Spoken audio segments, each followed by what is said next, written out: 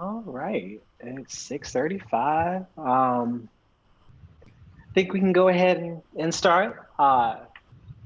Welcome to OWASP Atlanta. My name is Guled. I am one of your co-chapter leaders here in Atlanta, with Zakia over there, as well as Tony. So you have three co-leaders here in Atlanta. Welcome. If this is your first OWASP meetup, we're glad to have y'all. So OWASP, the Open Web Application Security Project.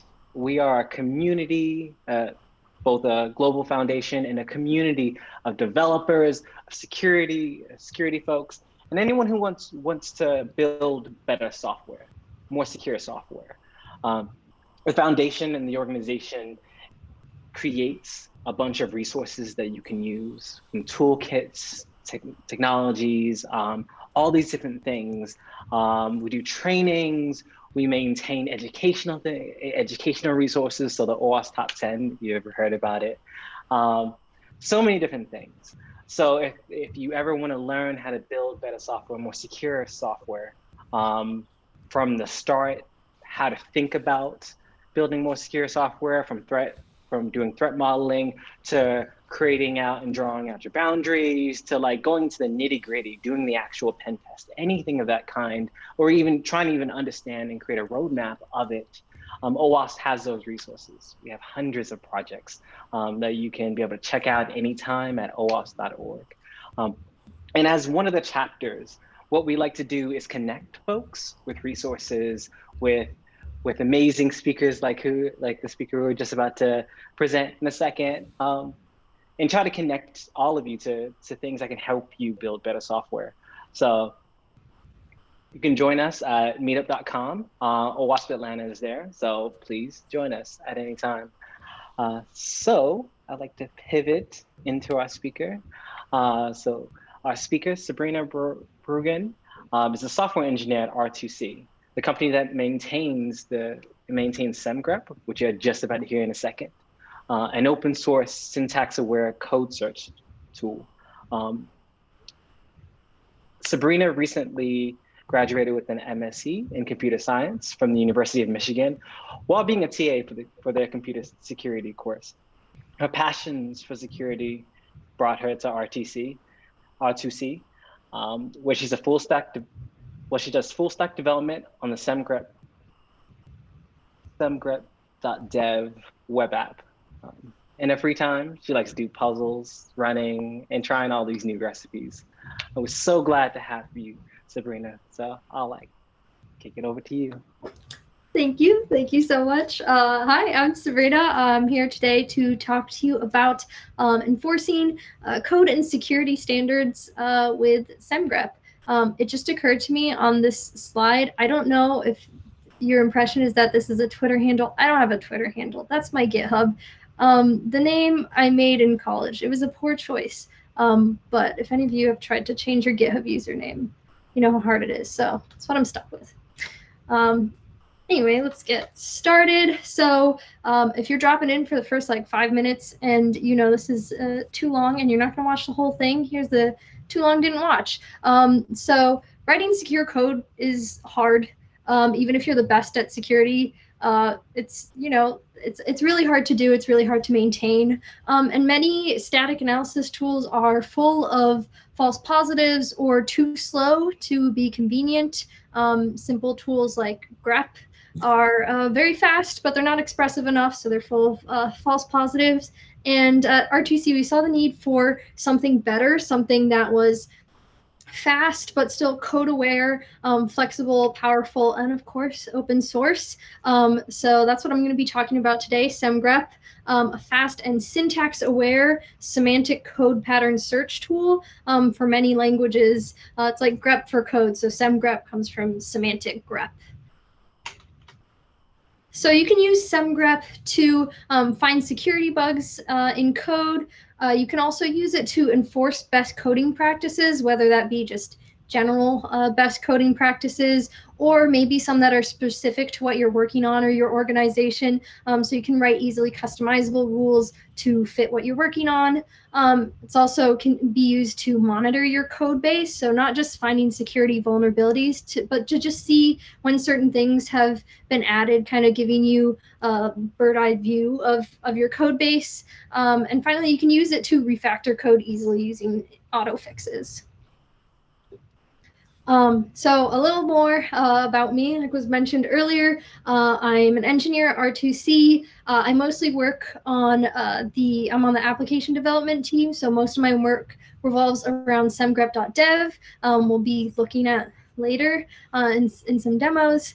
I've been at R2C about 6 months. So this is my first full-time job. So full-time work before the pandemic. Literally, I have no idea, never heard of her. Kind of wild.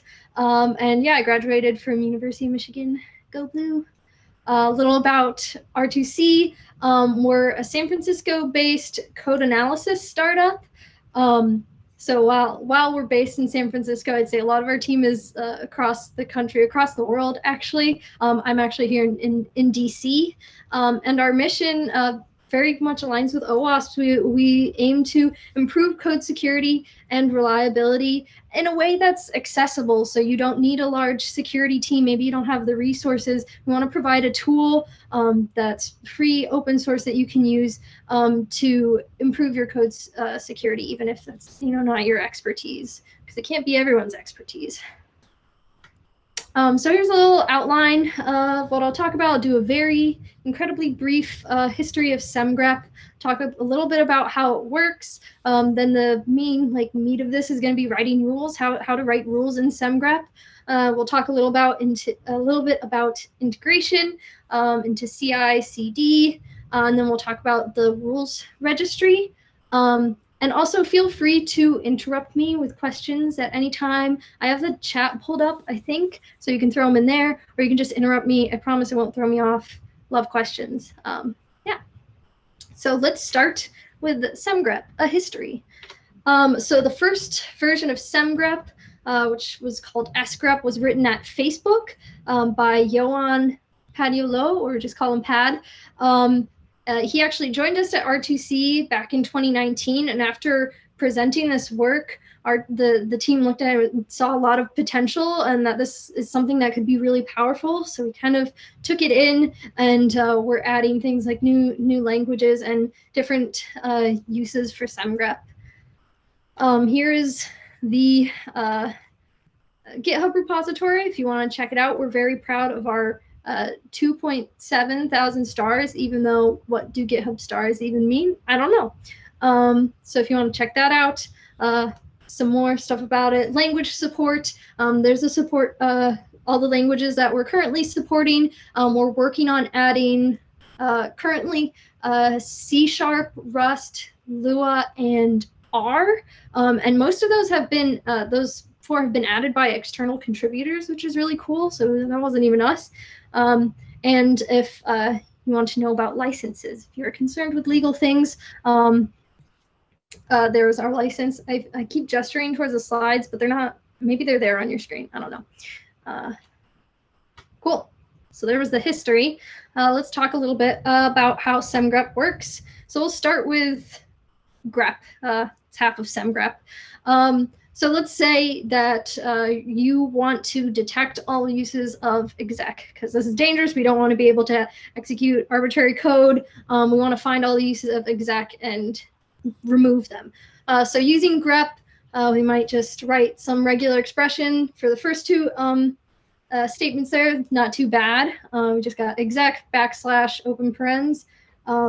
Easy, covered that case. But what if there's some white space? Hopefully nobody writes their code like that, but syntactically, it is an exec call. Okay, so we can handle white space before the arguments, but what if there is a new line?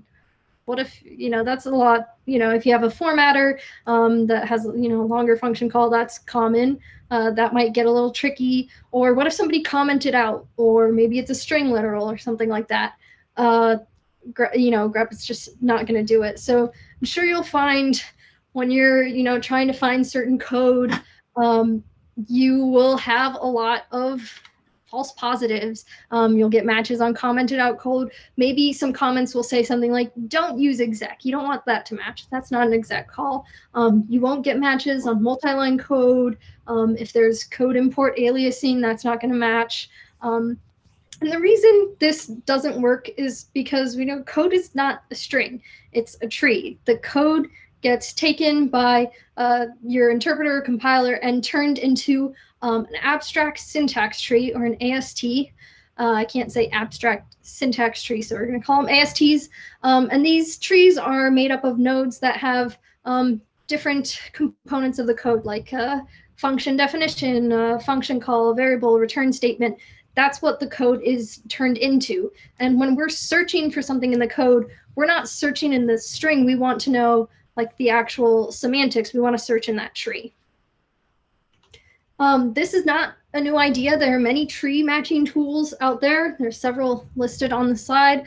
But one problem with tree matching tools is you have to become an expert in every AST syntax for every language that your team uses, because every programming language has a unique grammar and thus a unique AST.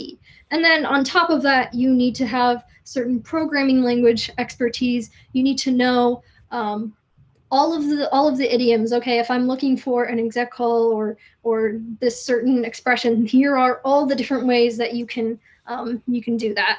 And that's a pretty high barrier for entry.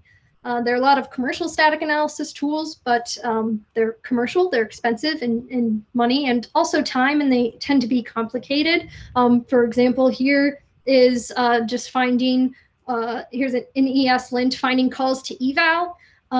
And this took 307 lines of code to write this rule, this check.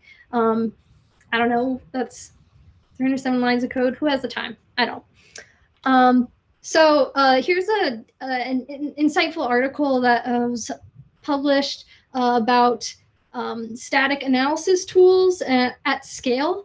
So this graphic, it's really helpful, shows kind of the static analysis spectrum. We've got things from regex-based lints like we saw earlier. They're easy, they're fast, but they're pretty dumb.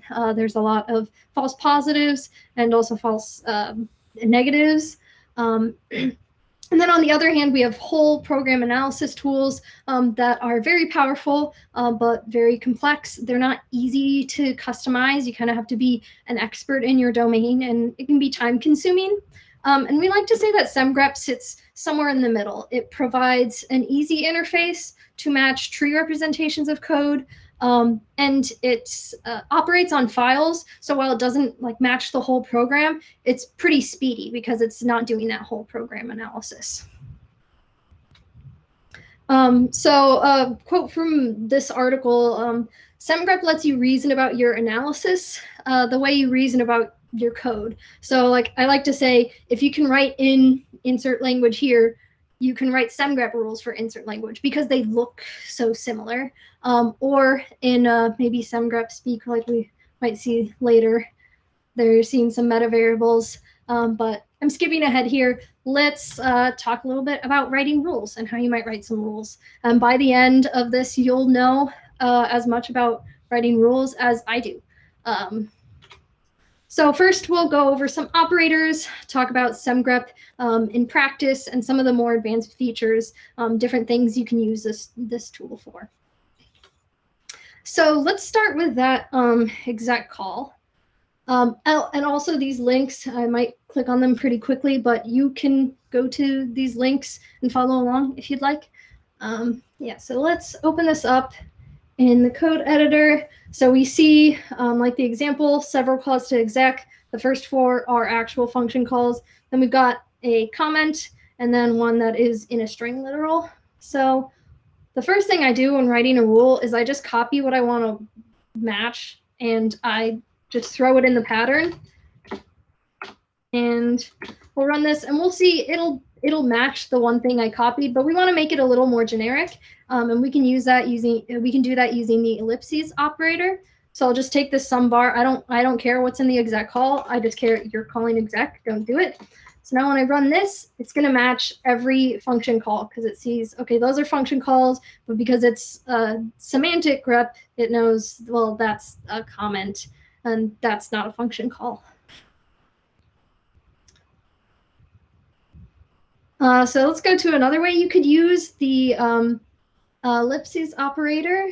So let's say that you have this call to, oh, there's a typo here. Oops. You have this call to b3.client and you see somebody's passing in a secret access key or an access key ID, and they're passing in a string. There's a string literal in the code. That's a bad idea. So let's write a rule that will catch that. So I will just copy this into here. And one thing we need to do is Semgrep is kind of ignoring aliases. So we want to say that this is Bodo3. So in case somebody imports Bodo3 as something else, we want to make sure it's catching all of those. We don't care what the access key is. We just need to know somebody's passing in a string literal here. So I'm going to put the ellipses in the quotes to say string literal. And then when we run this, we'll see it's actually catching both of these examples because Semgrep does something called constant propagation. So it sees, oh, you're using some const here, but I see earlier up here, that's still a string literal. So it will find those. Excuse me. Cool. So that's the ellipses operator. Next, we'll talk about meta variables. So here is this example in Go. I'm not even good at Go, but I can still write this rule. So we need to find all of the function calls from this unsafe package because it's unsafe. It gets around the type safety of Go, so we don't want anyone using this in our code. So I'll just copy one thing that I want to catch. Let's just say unsafe.pointer. So when we run this, just a simple control F would find the pointer, but we also want to catch this unsafe.sizeof. So it doesn't matter what's here. So we can capture that and say, use a meta variable, which is just a $sign followed by like any uppercase letters. And it's going to find anything that has unsafe dot something. It's like a capture group in regex. Let's look at another example using meta variables here. So this will actually combine ellipses as well, the ellipses operator. So let's say you want to detect this security vulnerability in this example, which is path traversal vulnerability. You can see in this first function here, we're getting file name, we're getting that from user input, and then we're just sending the file. So this means anyone could serve any file from the server's file system, which is a bad idea. So let's copy what we want to match and kind of genericize it from there. Is genericize a weird? I don't know. So we've got this route. We don't really care what the route is. We don't care what this function is called, so I'm going to throw that in a meta variable. We don't care what the file name is called. Let's call that file. Doesn't matter. We don't care what happens in the function. We're just trying to find one specific thing of sending the file. So we'll say, okay, it doesn't matter what arguments come after this. Throw an ellipses in there. And now when we run, it will catch this first route here because it's getting that file name and then sending the file. But it's not going to catch this one because that's not coming from the arguments. Cool. So we've kind of combined those. We've written a few like single patterns. Now let's talk about kind of throwing some of these patterns together to get some more specific rules. So here we want to enforce another security default. So here we have this response.setCookie. And when we're calling this function, we want to make sure it's set with secure headers like HTTP only, which protects the cookie from being read with JavaScript, and secure, which limits cookies to HTTPS traffic only. And if those aren't specified, I believe they default to false because, just to make it easy for a rookie, like when you're just throwing some code together, you don't want to deal with that yet. So we want to make sure that, people aren't calling this function and just assuming that, everything's safe about it. So let's write a pattern to catch this. Let's start with just set cookie. So we want to be specific again and say this is flask.response.setCookie, not just any random function called setCookie. And for now, let's say we don't really care what it's called with. We're just looking for all instances of setCookie.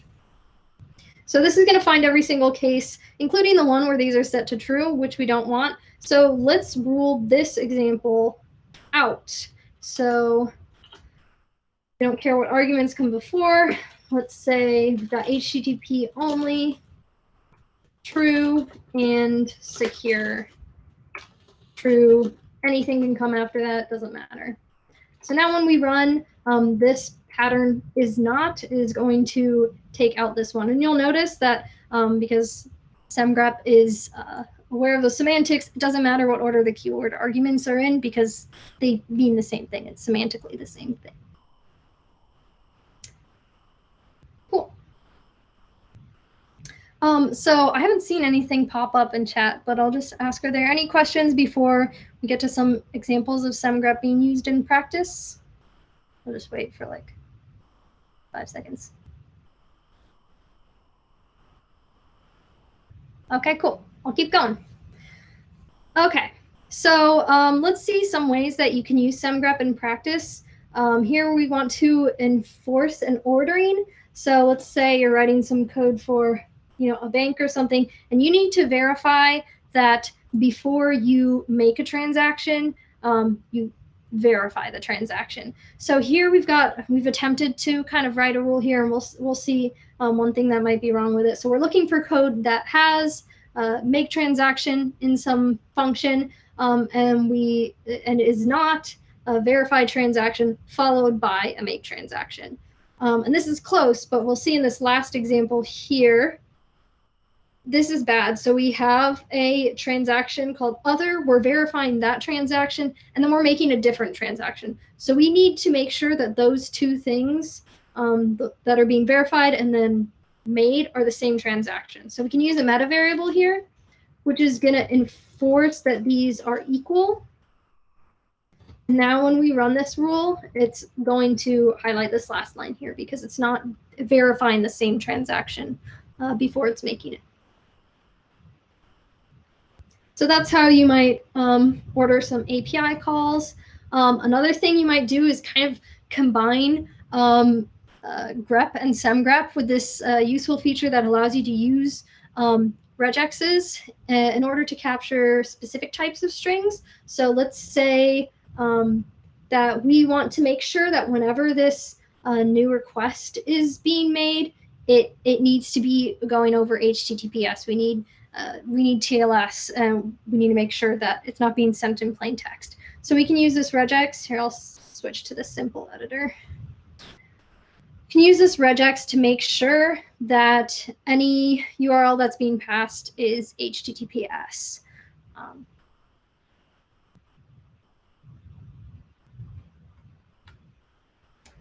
Cool. So now let's go into a little more advanced things that you might use Semgrep for. So one thing might be, instead of just looking for code vulnerabilities, you might use it for getting insights into your codes. So one thing here with this rule that we would use it for is just to look at all of the routes. Show me all of the routes in my code. Maybe you're working with a really big code base and you just don't have the time to search through all the files. You just want to see all of the routes. Let's see in this example, maybe let's try to look at all of the get routes. And then here I got a message. So with the message, you can use meta variables that you've captured and actually put them in the message to make them more useful. So I'll change the message to, hey, I found a get out route. We have handler. I got rid of HTTP verb, so we'll just delete that. So now when I run that, it's going to find all of the get routes, and it's going to show you in the message, hey, I found a get route. Here is the route, and here is handler.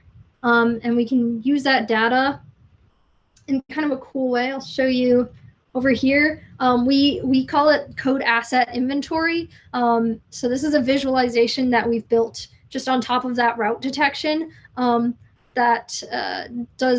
use Semgrep to do kind of a security audit of the code base, looking at all of the routes, extract all of the info, and then here's a visualization of the routes. So this gives you a really cool like bird's eye view. Another thing that was added recently that is really cool and honestly hard for me to wrap my mind around is generic language support. This means that you can search for patterns in things like YAML configurations, Terraform configurations, maybe even languages that Semgrep doesn't support yet, to kind of look for, I don't know, anything. So in this example, we're trying to enforce a secure default by looking for public read-write access. So I'll switch back over to simple editor, public read-write access control lists, which could potentially be dangerous because we don't want the public to read and write our data. So just running this, it's going to find this public read-write here. It's, you know, agnostic of spacing. It just kind of with the generic pattern matching kind of gets a rough feel for the semantics and say, hey, this is probably a match. So that's one thing that's pretty cool. It's recently added.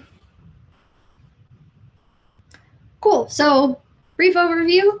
Semgrep recognizes code equivalence because it's semantic. So for example, Semgrep knows that in Python, order of keyword arguments doesn't match. Importing a library function as something else doesn't change what it does, doesn't change the semantics.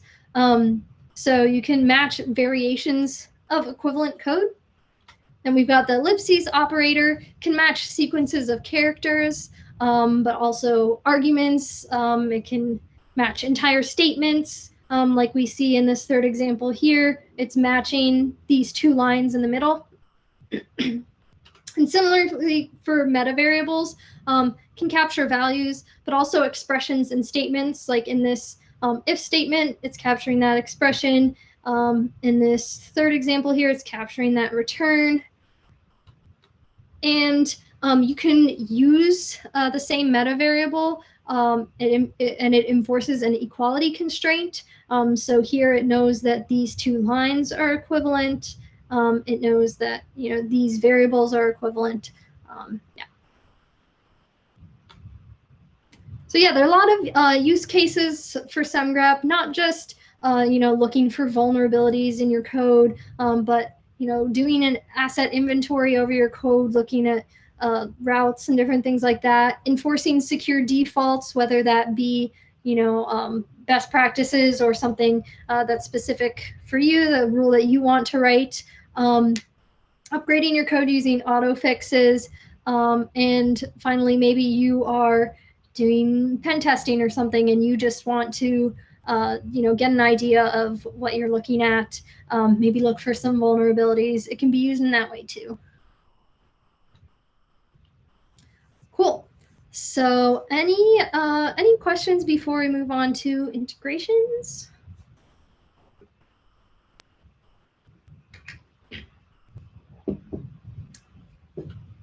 So folks are free to put stuff in the chat or also unmute yourself and ask if you want to. I know I actually have a question. You're writing rules around the business logic, because you did show a slide on how you can test for business logic. This one, the order of API calls. Yes, I loved it. So you can write a rule to say, because I think you showed that example. Can you click on the example? Yeah, absolutely. Showing like the. Yeah. I'll fix the Yeah. example here. But yeah, go ahead. Awesome. So you're able to put in variables to be able to say, like, if it called the first, so verify transaction, then the make transaction, and as long as those two are called, and this is the not. So I guess I'm trying to understand this screen a little bit better, because this is the rules builder, and you can be able to use your meta variables Yeah, to maybe I should combine have. it together. Yeah, so I should have maybe. So yeah, here's our like kind of live editor. A lot of these rules you can write and run them on the command line, but this is just something for, I don't know, we use it internally all the time when we're writing rules. So yeah, so this code it's searching for anywhere where make transaction is called, just anywhere it's called inside of a function. Doesn't matter what the function name is, doesn't matter what the arguments or what comes before or after it. Just looking for where make transaction is called. But we're looking for all of the instances where it's not called correctly, so it's not verifying before making the transaction, no matter what's in between them. So we're filtering out all of this and just keeping what matches this. Does that make sense? Does that answer your question? Yeah, actually, that helped to, yes, answer it. Thank you so much. Of course.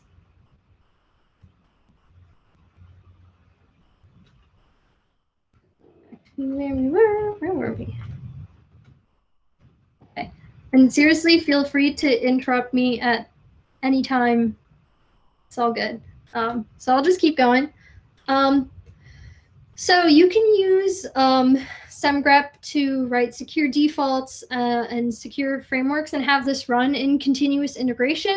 It's easy to add to CI either as a Docker container or a Linux binary, and the output of Semgrep is JSON output, which makes it easy to integrate into other systems. So here we've got this. I'll show you actually in the live editor. So let's say I wrote this rule.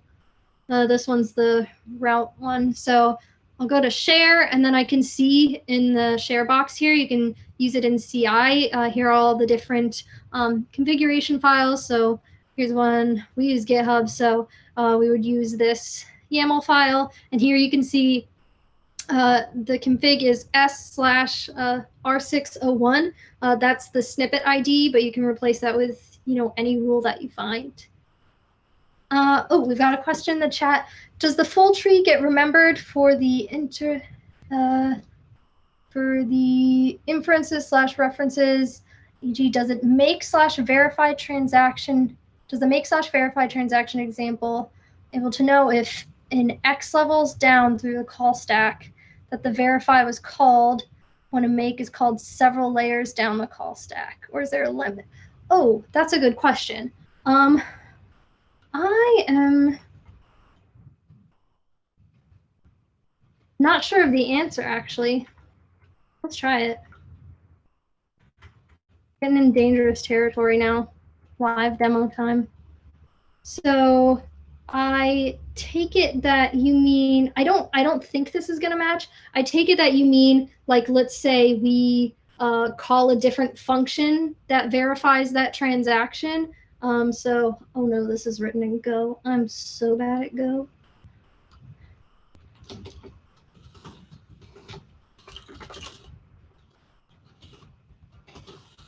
So we take some transaction and that one calls verify.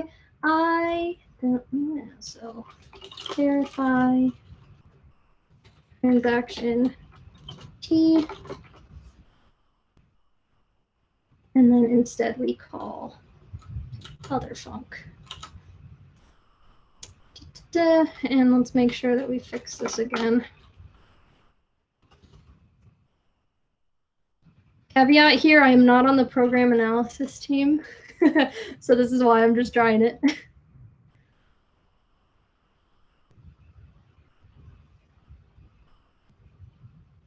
Yeah, it still finds it here. Yes, so that does work. I don't know if there's a limit, but it does see that it's called in. Oh, wait, no, it doesn't work. Sorry. That's why it's highlighted. Yeah, so does that, sorry, does that answer your question?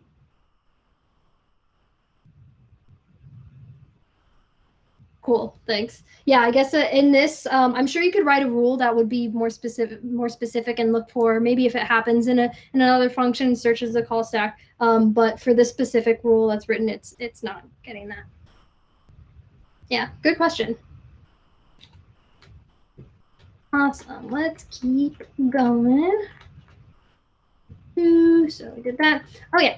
So integrations. So let's say we take this random snippet here. We want to run it in CI. So we throw that in. So this is what it might look like. Here's in GitHub Actions. This is running on one of our Flask applications. This is actually, in this example, detecting a path traversal. And this shows just one rule running, but I'll show later how you can manage multiple rules and even sets of rules running in CI. But that's what that might look like running in CI. And then finally, the Semgrep rules registry. I'll talk a little bit about that. It's one thing we're really proud of. It's a community registry. There have been contributions from many people. There are over 900 rules, I think over 1,000 now, from R2C and the community. Some community contributors include Node.js Scan. Damien Grisky, the author of Go Perf book, has a rule set that has some really awesome Go rules. We have a lot of OWASP contributors. And hey, if you write a rule that you think is really cool and you want other people to look at, you can add it to the registry really easily. We have rules organized into rule sets. Some rule sets are for specific vulnerabilities, like you'll see this XSS rule set here at the bottom right, while others are made up of rules ported from different static analysis tools. So I'll show you the explore page here. We can scroll through, see all the different, we have some getting started ones. Here are some rules that we think are really good for CI. Enforcing secure guardrails. So we have some that are about specific classes of vulnerabilities. Here, I wrote this ESLint plugin security rule set from some ported rules for a security plugin for ESLint. Just rewrote them in Semgrep. And I did this actually, I think my 3rd week at R2C. I was able to write these rules that are, ported from another security plugin. So pretty cool. Check them out. And then we've also got the registry of all like the individual rules. So yeah, we've got a little over 1,000 rules here. So let's say you want to search for maybe rules about code injection or something like that. It searches through all the rules. You can take a look, see an example of what would match, see what the pattern is. A lot of them are very simple. Look at anything that has to do with that. You can filter by language, by different categories, correctness, best practices, security, stuff like that.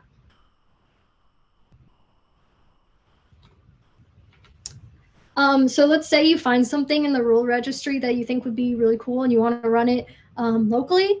Pretty easy to do. You just install Semgrep and you pass that the URL for that rule or rule set as a config. So let's say you want to run with the R2C rule set, which is our default rule set. You just run semgrep --config and then semgrep.dev/p/r2c, and then that will run semgrep, locally on your code. So we have a lot of things in the works. Some of the stuff is like, still in the process. Some is like we're continuously working on, continuously improving. Like we're always adding new languages. We're always improving coverage for existing languages. We're always adding new rules, both us and the community. And one thing that's really cool is we have, we're starting to work on these prevention cheat sheets.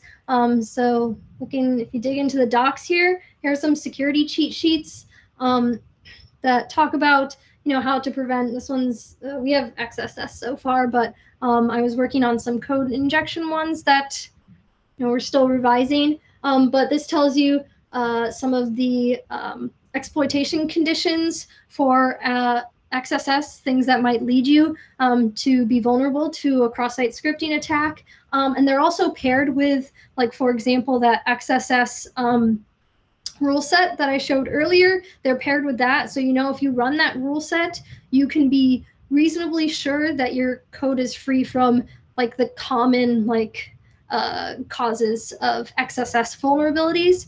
So the cheat sheets not only show you how to avoid that, but also give you a rule set to run where you can, check that you don't have those vulnerabilities. Another thing we are working on is Taint Analysis, which is a technique that tracks user input sources, because we know those are possible locations of vulnerable codes and traces through the code in the program, like where that user input is being used. So let's say it's assigned to a variable and then it's assigned to another variable. All of those are now tainted. So we're working on that. And one of the things that I'm really excited about, because I work on it on a daily basis, is centrally managing Semgrep on your repos. So kind of taking a look at that, I'll show you kind of what that looks like. I'd show you the return to corp organization, but we might have some sensitive info on there. So this looks a little bare, but it's a bare test organization. So let's say you find a bunch of rules and rule sets, and you're like, these would be really relevant for this repository. I can take all of those, I can throw them into a policy, I can add a rule set, I can add a rule. I could say, hey, I want these to like notify me. I want these to block CI. Nobody can merge anything with this in there. And then I can add it to a repository. And then next time once I configure Semgrep, add the YAML file to my workflow, it will automatically run with whatever I've configured in my policy. And then one thing that we've been building up recently, which is really exciting, is this insight page. Of course, it's really not exciting for my test repo, but you can look at, what rules have been firing recently. Have people been fixing them, or are they ignoring them? Is this a rule set that's helpful to me? Is there a way that I can change this rule so that I have less false positives, something like that? Yeah, really excited about this. Love looking at data. Yeah, so that's the stuff that's in the works, and yeah, that's it for my presentation. If you have any other questions, we got another one. Does Semgrep provide a syntax aliasing so defining rules for multiple languages is simpler, or do the rules need to be defined separately for languages? That's a good question. I think some rules you can say that they're for multiple languages. So if we're looking at advanced in the live editor here, you can like specify language, and if it's something that is exactly the same in different languages, you can say this applies to like I don't know, like JavaScript and TypeScript. But if it is if the rule itself, like this pattern, is not exactly the same, I believe you'll have to write a different rule for each language with those changes. Yeah, good question. Yeah, thanks. Okay. Oh, just some things about this. If you want to install Semgrep, you can go ahead, start messing around with it. If you just want to mess with it online, you can check out semgrep.dev. There's where you can reach me. If you want to fill out a survey about Semgrep or about me, this is my first talk ever, go ahead and do so. It's greatly appreciated. We love feedback. Yeah, I'll just hang out for a couple minutes if anyone has any questions.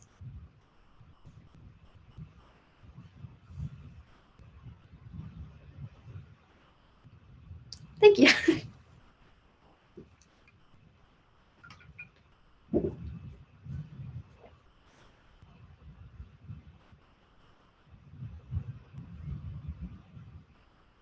Thank you, Sabrina. Yeah, hang out, relax. Now we're at the end of the talk. You're welcome. We appreciate you being here and presenting. Thank you to everyone that showed up. But yeah, our speaker will be around chilling for a bit. But thank you for showing up, everyone. This is really exciting to be here. Thank you for having me.